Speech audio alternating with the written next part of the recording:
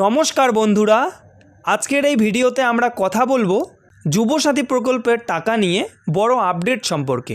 অনেকেই আমাকে কমেন্ট করে এবং মেসেজ করে জানাচ্ছেন যে দাদা, যুবসাথীর মেসেজ এসেছে কিন্তু এখনও পর্যন্ত ব্যাঙ্ক অ্যাকাউন্টে টাকা ঢোকেনি কেন। তাই আজকের ভিডিওতে আমি আপনাদের পরিষ্কার করে জানিয়ে দেব কারা আগে টাকা পাবেন, কারা একটু দেরিতে পাবেন এবং দেরি হওয়ার আসল কারণ কি। প্রথম গুরুত্বপূর্ণ আপডেট হচ্ছে, অনেকের মোবাইলে ইতিমধ্যেই যুবসাথী প্রকল্পের মেসেজ আসা শুরু হয়েছে। এই মেসেজে জানানো হচ্ছে যে আবেদন গ্রহণ করা হয়েছে এবং খুব শীঘ্রই টাকা ব্যাঙ্ক অ্যাকাউন্টে পাঠানো হবে। কিন্তু সমস্যা হচ্ছে, মেসেজ এলেও অনেকের অ্যাকাউন্টে এখনও টাকা ঢোকেনি।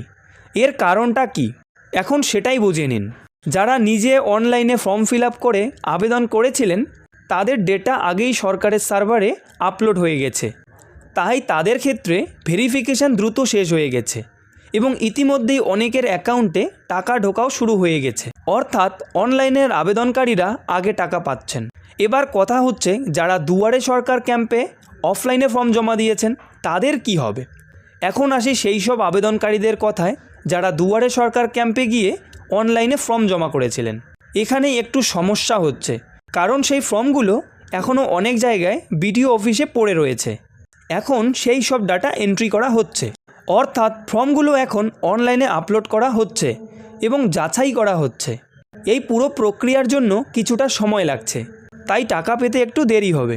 যারা দুয়ারে সরকার ক্যাম্পে ফর্ম জমা দিয়েছেন তাদের ক্ষেত্রে টাকা ঢুকতে কয়েকদিন দেরি হতে পারে। তবে চিন্তার কোনো কারণ নেই, কারণ ডাটা এন্ট্রি ইতিমধ্যেই শুরু হয়ে গেছে। সব ফর্ম আপলোড হয়ে গেলেই ধীরে ধীরে তাদের অ্যাকাউন্টে টাকা পাঠানো শুরু হবে।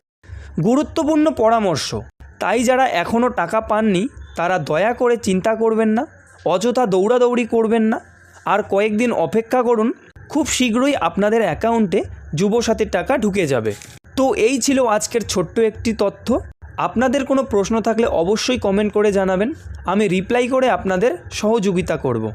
যদি এই তথ্যটি আপনাদের উপকারে আসে তাহলে ভিডিওটিতে একটা লাইক করুন এবং বন্ধুদের সাথে শেয়ার করুন, যেন তারাও তথ্যটি শুনতে পারে। ভালো থাকবেন, সুস্থ থাকবেন এবং ভিডিওটি শেষ পর্যন্ত দেখার জন্য অসংখ্য ধন্যবাদ।